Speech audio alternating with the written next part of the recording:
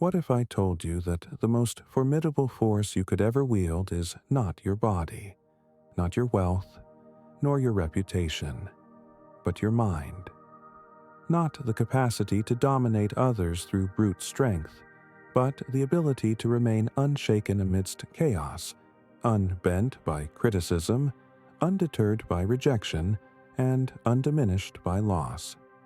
A mind so resilient, so self-contained, so quietly powerful that it unsettles those around you. This is the kind of mind that the Stoics sought to cultivate, and it is the kind of mind that, even today, commands both fear and respect.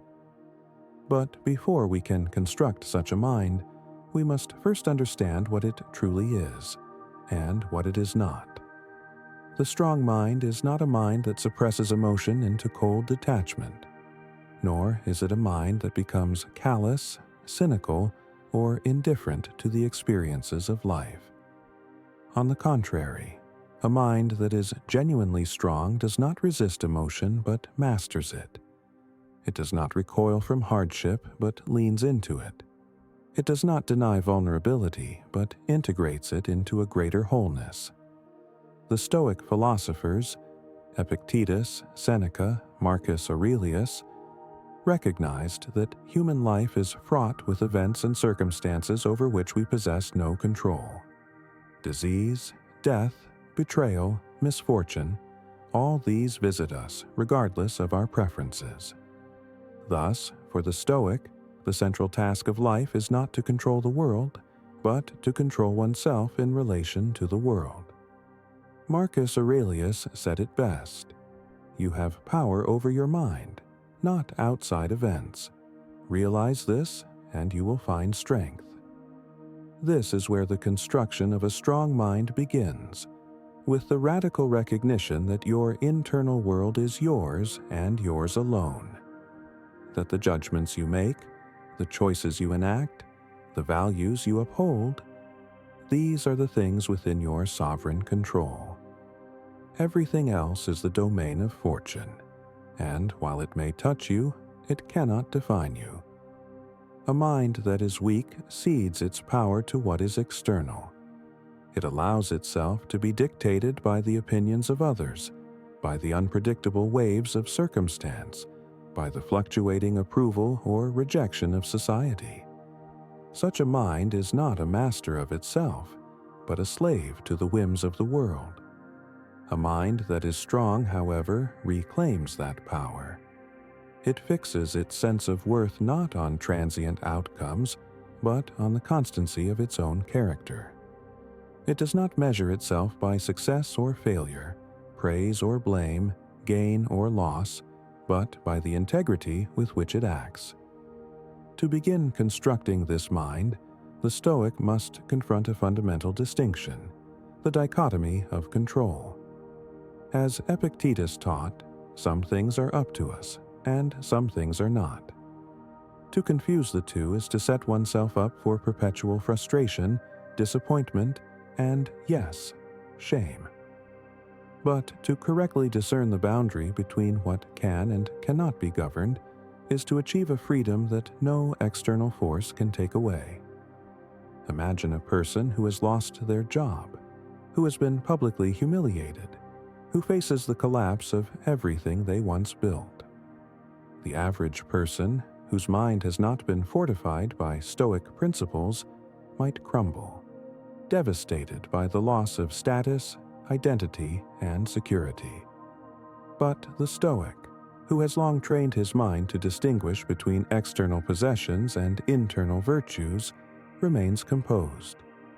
He says to himself, "This circumstance does not touch my essential nature.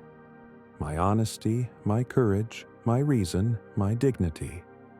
These remain intact, and they are the true sources of my strength." This kind of composure, this unwavering steadiness, is what others find so unsettling, even frightening. For most people are deeply conditioned to equate their identity with their external achievements. When they meet someone whose identity is rooted in something deeper, they are forced to confront their own fragility. Thus, A mind that is truly strong, that has been constructed according to Stoic principles, inevitably provokes a kind of fear or at least discomfort in those who have not undertaken the same internal work. It is not that the Stoic seeks to intimidate. Rather, it is that strength in its purest form always exposes weakness, and few people can tolerate that exposure without defensiveness. But this strength is not forged in grand gestures. It is built in small, deliberate acts of self-discipline. It begins when you resist the impulse to lash out in anger when provoked, when you choose to remain silent rather than indulge in gossip, when you practice gratitude in the face of disappointment, when you act justly even though no one is watching. Every such act is a brick in the fortress of the strong mind. Moreover, the Stoic understands that building this fortress is not about becoming invulnerable to pain, but about becoming invulnerable to despair. Pain is inevitable. Despair is optional. The mind that is strong does not seek to avoid suffering, but seeks to meet it with courage and composure. As Seneca wrote, "It is not that we are given a short life, but that we waste much of it." The person with a weak mind sees suffering as an infringement upon life's value, a reason to quit, to shrink, to retreat. The person with a strong mind sees suffering as a proving ground, an opportunity to test and refine his virtues, to grow in patience, fortitude, and wisdom. It is precisely this mindset that makes the strong mind so unsettling to others. It violates the common expectation that suffering should debilitate, that failure should humiliate, that rejection should cripple. When people see someone endure great trials with serenity and even gratitude, they are often left speechless, their own assumptions about life quietly shattered. To build such a mind, then, is to prepare oneself not for the avoidance of life's difficulties, but for the mastery of them. But let us be clear, this does not mean the strong mind is unemotional. The Stoic does not advocate for the suppression of feeling, but for its regulation and integration. Emotions are natural responses to events, but they must be guided by reason. Fear must give way to courage. Grief must be tempered by acceptance. Anger must be restrained by justice. A mind that is ruled by emotion is like a ship tossed by every wave. A mind that acknowledges emotion but is governed by reason is like a ship with a steady rudder, able to navigate the most treacherous seas. This capacity for emotional regulation is perhaps the most visible mark of the strong mind. When faced with insult, the average person responds with defensiveness, with wounded pride, with retaliation. The Stoic, however, considers, is this insult a true reflection of my character? If not, why should it disturb me? And if it is, then let it serve as an opportunity for correction. Such self-possession is rare, and thus intimidating. It reveals a level of sovereignty over the self that most have never even attempted to achieve. To construct this mind, one must also cultivate a deep familiarity with death, not as a morbid obsession, but as a clarifying lens through which all other concerns are put in proper perspective. Memento mori, the remembrance of death, was a core Stoic practice precisely because it strips away the trivial, the superficial, the inessential. When you live with the constant awareness that life is finite and that every moment may be your last, you cease to be paralyzed by the fear of judgment, by the anxiety of failure, by the weight of shame. You act with decisiveness. You speak with honesty. You live with purpose. A mind so aligned with mortality is unshakable. It does not waste time in petty arguments or in endless rumination over past mistakes. It focuses only on what can be done now, in this moment. in accordance with virtue. And so, step by step, through daily exercises of reflection, through the disciplined practice of distinguishing between what is and is not within your control, through the deliberate cultivation of emotional regulation and the acceptance of mortality, you begin to construct a mind so strong that it does, in fact, scare people. But remember, the goal is not to instill fear for its own sake. The goal is to achieve a kind of freedom so profound that it threatens the illusions of those who have not yet attained it. Freedom from the need for approval. Freedom from the fear of rejection. Freedom from the chains of compulsive desire and aversion. The strong mind is a free mind. In the coming blocks, we will explore the specific Stoic disciplines that reinforce this strength. How to embrace discomfort, how to neutralize criticism, how to cultivate unbreakable resilience, and finally, how to live not only with strength but with a quiet confidence that inspires, commands respect, and, yes, unsettles. For to build a mind so strong that it scares people is not to cultivate arrogance but to embody the rarest kind of courage. The courage to be fully oneself, guided by reason, committed to virtue, indifferent to everything that lies beyond the sphere of moral choice. And that, in the end, is the Stoic ideal.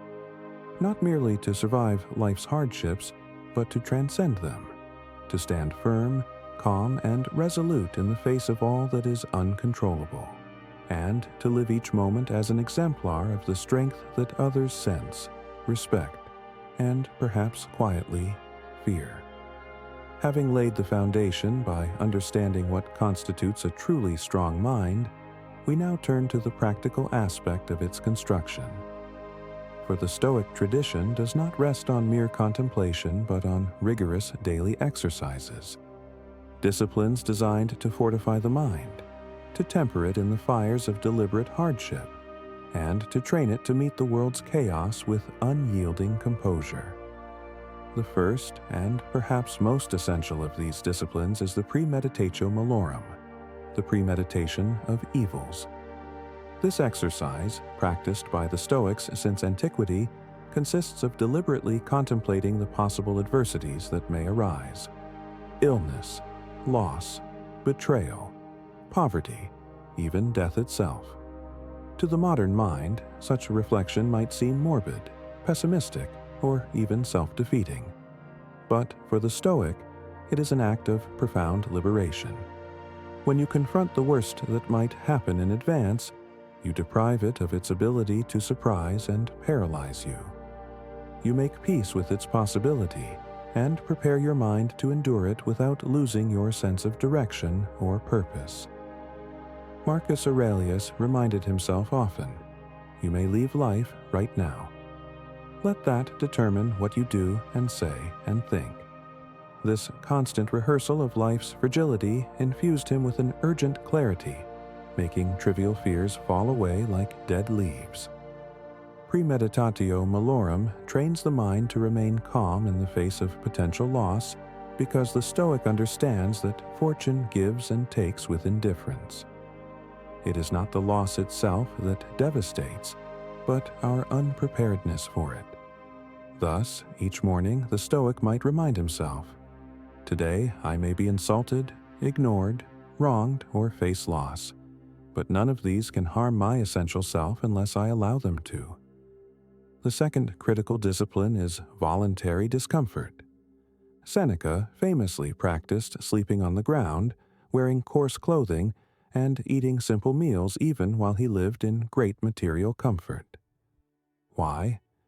Because he knew that the only true possession one has is one's character, and that luxury softens the will, making one dependent on comfort and fearful of its loss.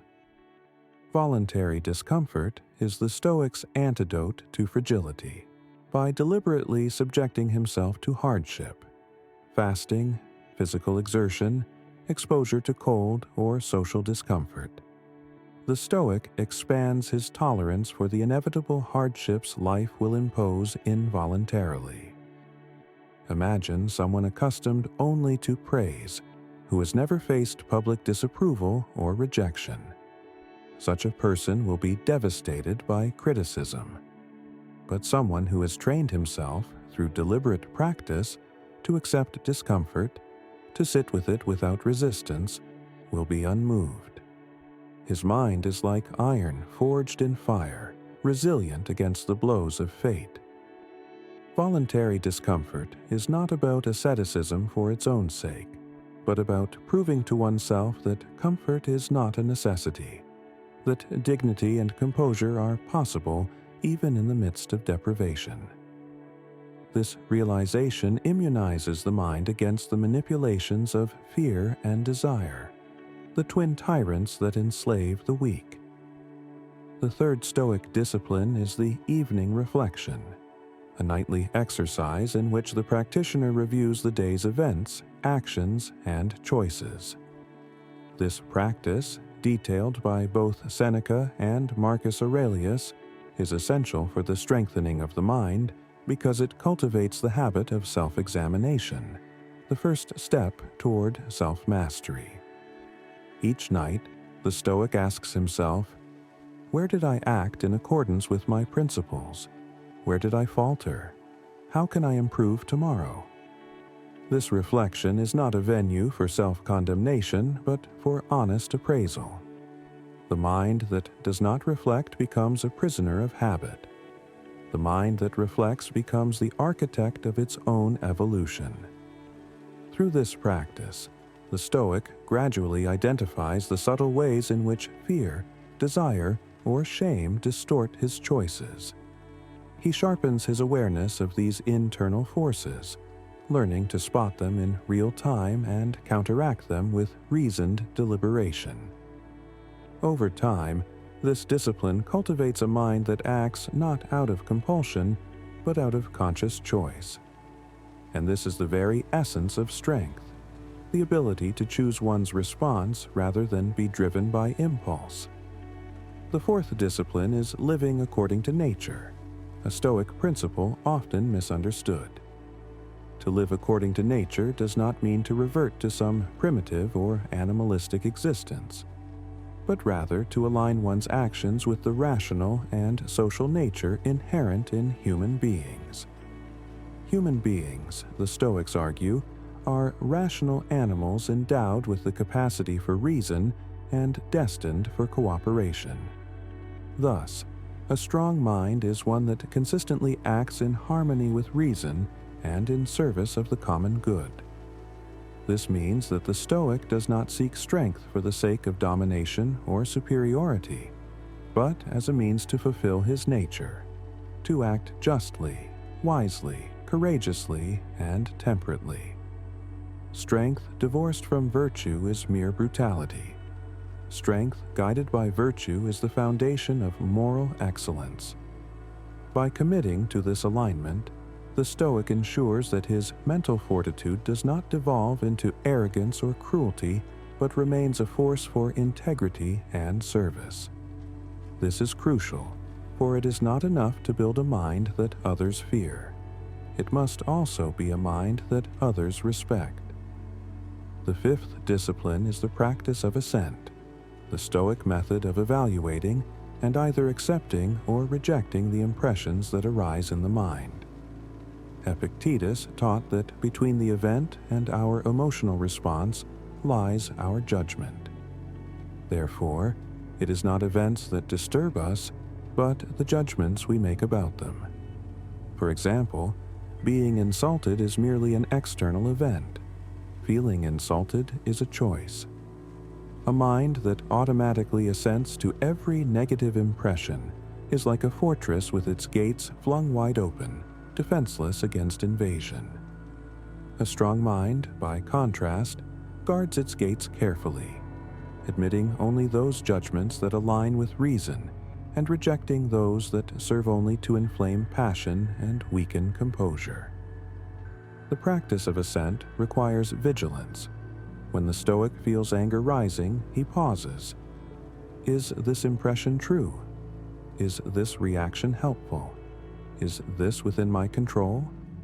If the answer is no, he withholds assent and acts according to reason rather than reflex.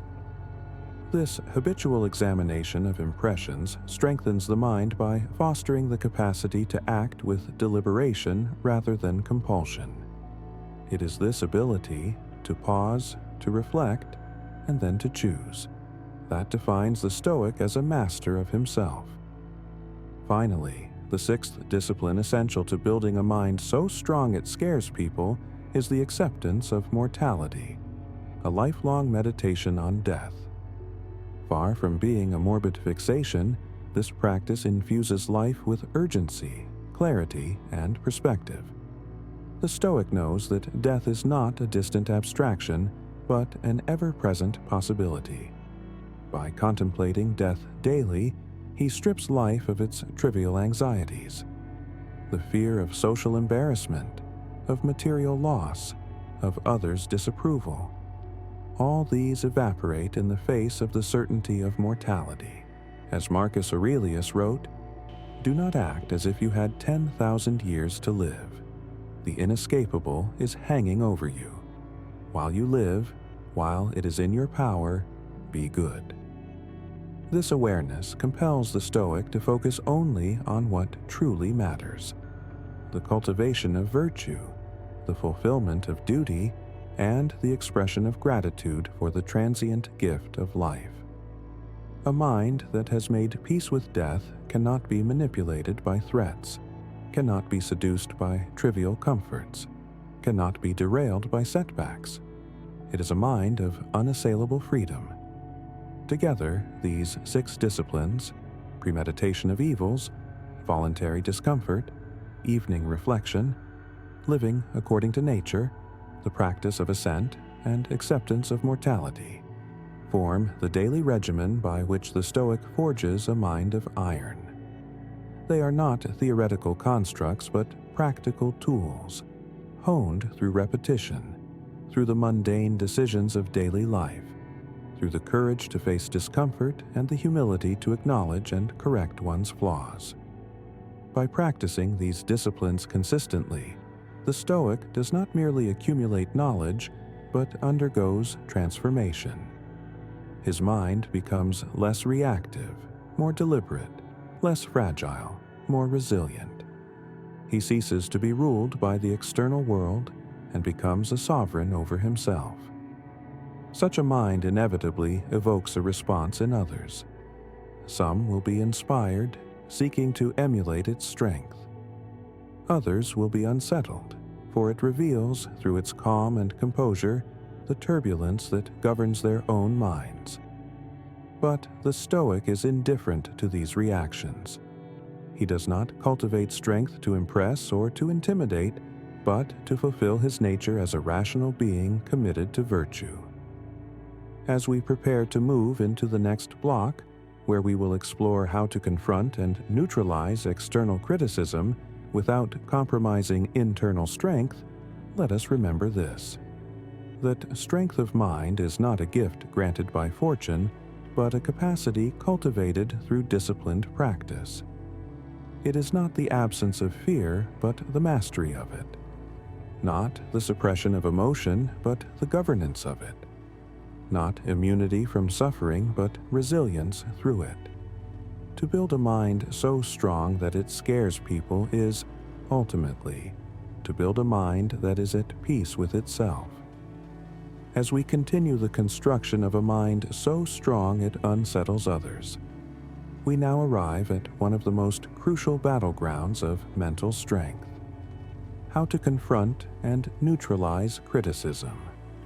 For what often holds people captive in self-doubt, in shame, in fear, is not the reality of their own inadequacy, but the projected gaze of others, the judgments, opinions, and criticisms that echo through their consciousness long after the actual words have been spoken. To build a strong mind, one must dismantle the false power that external criticism holds over us. The Stoics recognized this as a central feature of human psychology. the tendency to seek approval and to fear disapproval. But they also recognized that this tendency is a trap, one that weakens the mind and chains it to the arbitrary and often misguided opinions of the crowd. Epictetus was unequivocal in his teaching. If someone speaks ill of you, do not defend yourself against the accusations, but reply, "You obviously do not know my other faults, or you would have mentioned them as well." This response reveals a fundamental Stoic principle, that the opinion of others is not a reliable barometer of one's character or worth. The strong mind understands this. It does not outsource its self-esteem to the approval of others, nor does it crumble under their disapproval. It holds itself accountable only to its own standards, to the dictates of reason, and to the pursuit of virtue. Consider the common scenario. A person is criticized publicly, perhaps unjustly. The average reaction is to defend oneself, to retaliate, to obsess over the words spoken, replaying them in the mind, seeking vindication. But in doing so, one grants power to the critic, allowing them to define the emotional state and self-conception of the one criticized. The Stoic responds differently. He pauses, examines the criticism rationally. Is it true? If so, he accepts it as valuable feedback and uses it to improve. If not, he dismisses it as irrelevant, recognizing that false opinions cannot injure what is true. Marcus Aurelius exemplified this stance in his Meditations. I have often wondered how it is that every man loves himself more than all the rest of men, but yet sets less value on his own opinion of himself than on the opinion of others. Here, he identifies the paradox at the heart of human insecurity. We instinctively value ourselves, yet we so readily submit our self-worth to external judgments. The mind that is strong breaks this paradox. It reclaims its sovereignty by asserting that no one's opinion, be it praise or condemnation, can add or subtract from its inherent worth. Worth is not a social currency, but a moral condition, determined by the alignment between one's actions and one's principles. This shift in orientation transforms how one responds to criticism. It is no longer a threat to be feared, but an opportunity for clarification, either to confirm that one is on the right path or to adjust where one has strayed. But to reach this point requires the cultivation of several Stoic practices, beginning with detachment from reputation. Reputation, while socially useful, is unstable and beyond our full control. The Stoics taught that to base one's peace of mind on reputation is to tether one's happiness to the most volatile and least reliable of things: the opinions of other people, who themselves are subject to error, bias, ignorance, and malice. Thus, the strong mind views reputation with appropriate detachment. It does not despise it, nor does it cling to it. It treats reputation as an indifferent, neither good nor bad in itself, but only instrumentally valuable. As Epictetus advised, if you wish to improve, be content to be thought foolish and stupid. The path to self-mastery, to the development of a mind so strong it unsettles others, often requires enduring the misunderstanding, the mockery, and even the contempt of those who cannot comprehend your discipline. The second practice essential to confronting criticism is the cultivation of inner approval over external validation. The weak mind is driven by the insatiable need to be liked, to be approved of, to be seen in a certain light. It constructs an identity out of borrowed perceptions, seeking in the eyes of others the confirmation of its own worth. The strong mind, by contrast, turns inward. It asks, am I living according to my principles? Am I acting justly, wisely, courageously, and temperately? If the answer is yes, then no amount of external criticism can disturb its equanimity. If the answer is no, then the criticism is a gift, revealing where correction is needed. In this way, criticism becomes either irrelevant or invaluable, but never catastrophic. This orientation liberates the Stoic from the exhausting task of managing impressions, of curating an image to appease the crowd. It allows for authentic living, grounded not in the shifting sands of popularity, but in the bedrock of personal integrity. The third practice is the cultivation of perspective through cosmopolitanism. The Stoics viewed themselves not as citizens of a particular city or members of a specific social group, but as citizens of the cosmos. This expansive perspective diminishes the power of local or temporary judgments. When you see yourself as part of the vast web of existence, spanning past, present, and future, the criticisms of your immediate peers lose their oppressive weight. They become what they are, fleeting expressions of contingent human perspectives, not ultimate verdicts on your being. Marcus Aurelius wrote often of the insignificance of fame, noting that even the greatest of men are soon forgotten, and those who remember them are themselves soon gone. This cosmic humility inoculates the mind against the sting of criticism. It reminds the Stoic that all human opinions are transient, and thus unworthy of dictating one's self-conception. The fourth practice is the deliberate cultivation of indifference to insult. Seneca offers a practical exercise. When someone insults you, ask yourself whether what they say is true. If it is, accept it with gratitude as a means to improve. If it is false, dismiss it as irrelevant. The strong mind does not recoil from insult because it understands that an insult, by itself, is powerless. It only gains power through the assent of the one insulted. If you refuse to take offense, the insult dissipates, rendered impotent by your indifference. This is not an act of suppression, but of transcendence. The Stoic does not ignore the insult out of cowardice, but neutralizes it through understanding, recognizing that the insult reflects the speaker's character, not one's own. The fifth practice is the application of deliberate silence. The strong mind recognizes that not every criticism requires a response. Sometimes the most powerful response is silence, the refusal to be drawn into reactive engagement.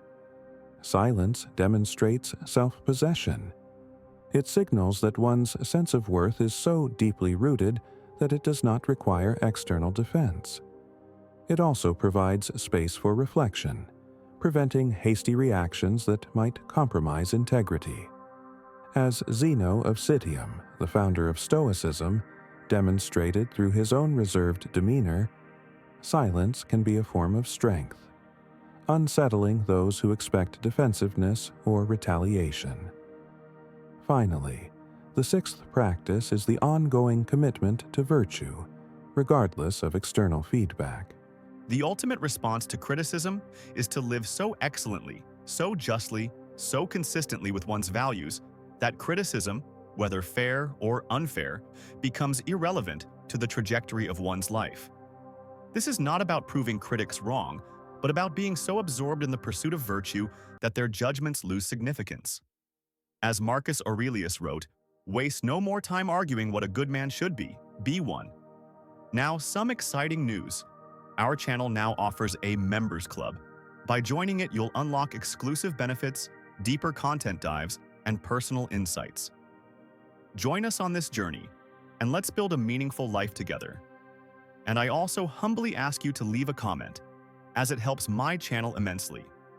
If you do not know what to comment, just write "better" every day, so I know you reached this far. And don't forget to subscribe for more content like this. Also, I've linked some books on Stoicism that helped me become the man I am today, and will also help you achieve a Stoic mindset. By embodying this principle, The Stoic ensures that criticism serves not as a source of distress, but as a crucible for greater self-mastery. In sum, confronting and neutralizing criticism requires detachment from reputation, prioritization of inner approval, expansion of perspective, indifference to insult, strategic silence, and unwavering commitment to virtue.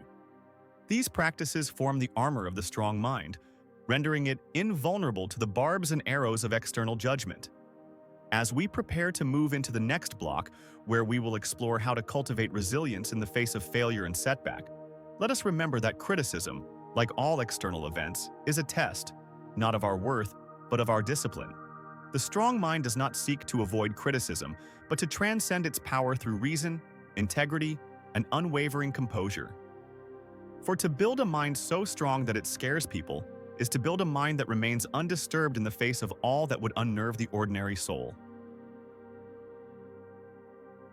If there is one arena where the strength of the mind is most visible, it is in how we respond to setbacks, failures, and defeats. For most people, failure is a wound to be concealed, a source of shame that corrodes confidence and fuels hesitation. But for the Stoic, and for anyone committed to building a mind so strong that it commands respect and even fear, failure is not a stopping point. It is raw material. It is the essential forge through which resilience is built. The strong mind does not deny failure. It confronts it directly, examines it rationally, and transforms it deliberately. This is the core of Stoic resilience. Not the absence of adversity, but the capacity to convert adversity into advantage. Marcus Aurelius offers the ultimate formulation: the impediment to action advances action. What stands in the way becomes the way. Here lies the fundamental insight: that every obstacle can be recast as an opportunity, that every defeat can be used to refine and strengthen the mind. But how does one cultivate such resilience in practice? The first step is to embrace a philosophy of anti-fragility, to recognize that the mind, like certain systems in nature, grows stronger through stress. A muscle that is never challenged withers through atrophy. A mind that is never tested by failure remains brittle and unprepared for life's inevitable disruptions. The Stoic, therefore, does not seek to avoid failure, but to engage with life fully, knowing that in doing so, he will encounter both success and failure, praise and blame, victory and defeat. He understands that each of these is simply an event, not a verdict on his worth. To build resilience, the strong mind adopts a posture of curious detachment toward failure. Instead of interpreting failure as a personal condemnation, it asks, what happened? What did I misjudge? What can I learn? In this way, failure becomes a teacher rather than a tyrant. Consider the individual who suffers a significant professional setback: the loss of a job, the collapse of a business, the rejection of a major project. The average response is to internalize the event as a reflection of personal inadequacy, leading to paralysis or retreat. The Stoic response, by contrast, is analytical: to dissect the event without emotional distortion, to extract its lessons, and to use those lessons to inform future action. This posture transforms the meaning of failure. It is no longer a marker of insufficiency, but a stimulus for growth. The strong mind thus treats setbacks not as defeats, but as data, information to refine judgment, to enhance strategy, to deepen understanding. The second element of Stoic resilience is the recognition of what remains within one's control, even in the midst of failure. Failure often creates the illusion of total powerlessness. We focus on what we have lost: the opportunity, the relationship, the reputation. But the Stoic disciplines himself to pivot his attention to what remains entirely his judgments, his choices, his character. As Epictetus insisted, no one can rob you of your ability to respond virtuously. Even in defeat, you retain the power to act with integrity, to uphold your principles, to persist in your commitments. This is why the strong mind does not collapse in the face of failure. It recognizes that while outcomes are contingent and uncertain, the pursuit of virtue is always available. And it is through this pursuit that meaning is preserved, even when conventional success is denied. The third element of resilience is the practice of emotional regulation. Failure evokes powerful emotions: disappointment, anger, grief, fear. The weak mind is overwhelmed by these emotions, allowing them to dictate its subsequent actions, often compounding the failure through rash decisions or self-sabotage. The strong mind, by contrast, acknowledges these emotions without becoming enslaved by them. It allows space for grief, but does not wallow in it. It recognizes anger but does not act out of it. Instead, it processes emotion through the filter of reason, asking, what response would be consistent with my principles? What action would reflect my commitment to virtue? In this way, the Stoic transforms emotional turmoil into emotional intelligence, using feelings as signals to be interpreted, rather than as commands to be obeyed. This capacity for emotional regulation is a hallmark of the strong mind. It enables one to maintain composure under pressure, to persist in the face of repeated setbacks, and to act with consistency even when circumstances are chaotic. The fourth component of Stoic resilience is the cultivation of a long-term perspective. Failure often feels catastrophic in the moment because we view it through a narrow temporal lens. The loss looms large, the pain feels permanent. But when we expand our perspective, considering our lives as a whole, situating this setback within the broader arc of our development, the failure is relativized. Marcus Aurelius often reminded himself of the brevity of life and the insignificance of human affairs when viewed from the standpoint of the cosmos. This cosmic perspective served to reduce the emotional intensity of immediate concerns, allowing him to act with equanimity. The strong mind therefore trains itself to zoom out, to see failures not as defining moments, but as passing episodes in a much longer narrative of growth. This perspective enables resilience by preventing over-identification with any single event. The Stoic recognizes that today's failure may sow the seeds for tomorrow's success, that what appears as a loss may, in time, reveal itself as liberation. The fifth component is the deliberate cultivation of self-compassion. Contrary to popular misconceptions, Stoicism is not about relentless self-criticism or harsh asceticism. It is about honest self-assessment combined with compassionate understanding. The strong mind acknowledges its errors without excusing them, but also without condemning itself. It recognizes that to err is human, and that the path to excellence is paved with missteps. Self-compassion sustains resilience by allowing the individual to recover from failure without being crushed by it. It enables the Stoic to say, yes, I failed here, but I am not a failure. I can learn, I can adapt, I can persist. This stance is essential for maintaining momentum in the face of setbacks. Without it, the weight of accumulated failures can sap motivation and erode confidence. Finally, the sixth and most transformative component of Stoic resilience is the practice of turning setbacks into service. The strong mind does not view failure solely as a personal event, but as an opportunity to serve others, to share hard-won insights, to model perseverance, to support those who are navigating similar challenges.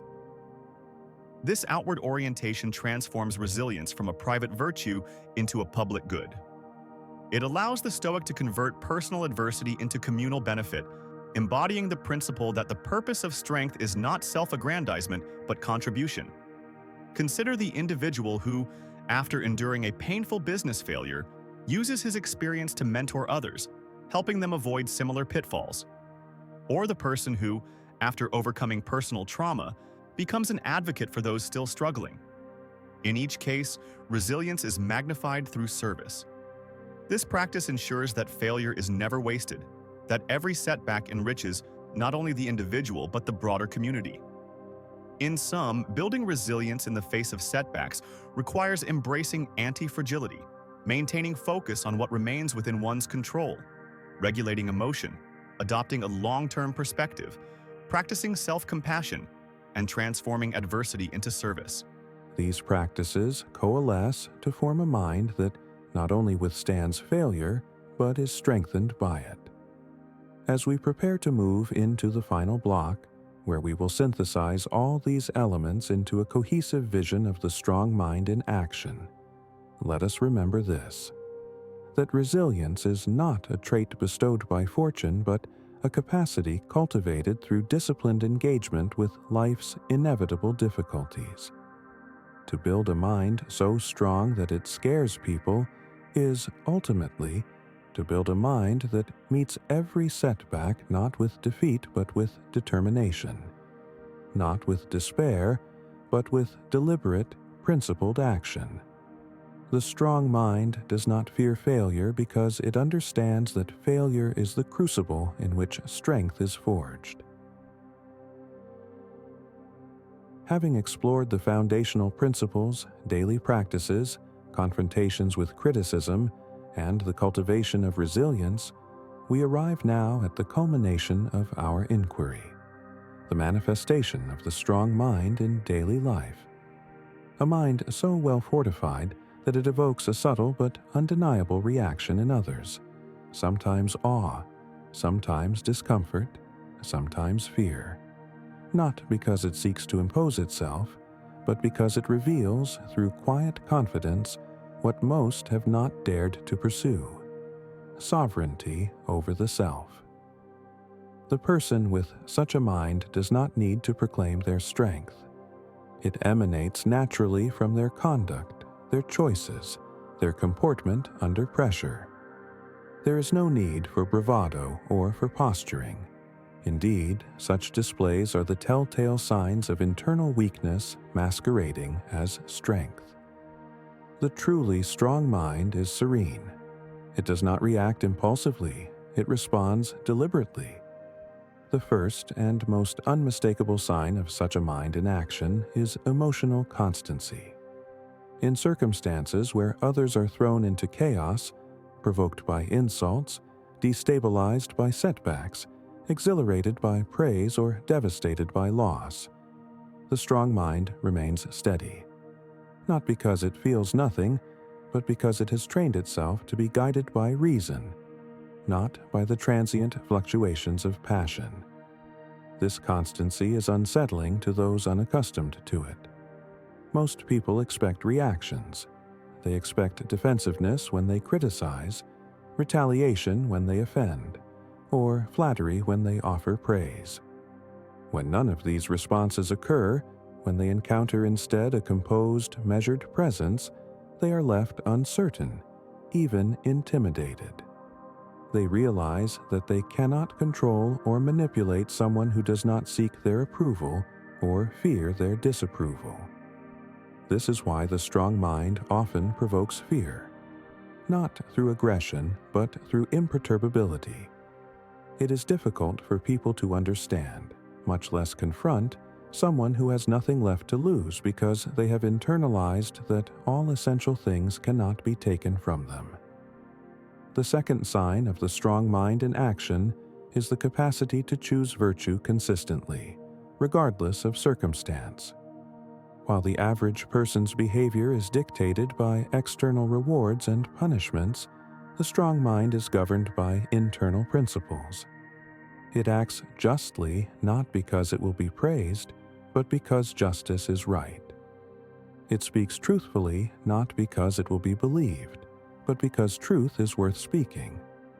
It exercises courage not because it will be celebrated, but because cowardice is unacceptable.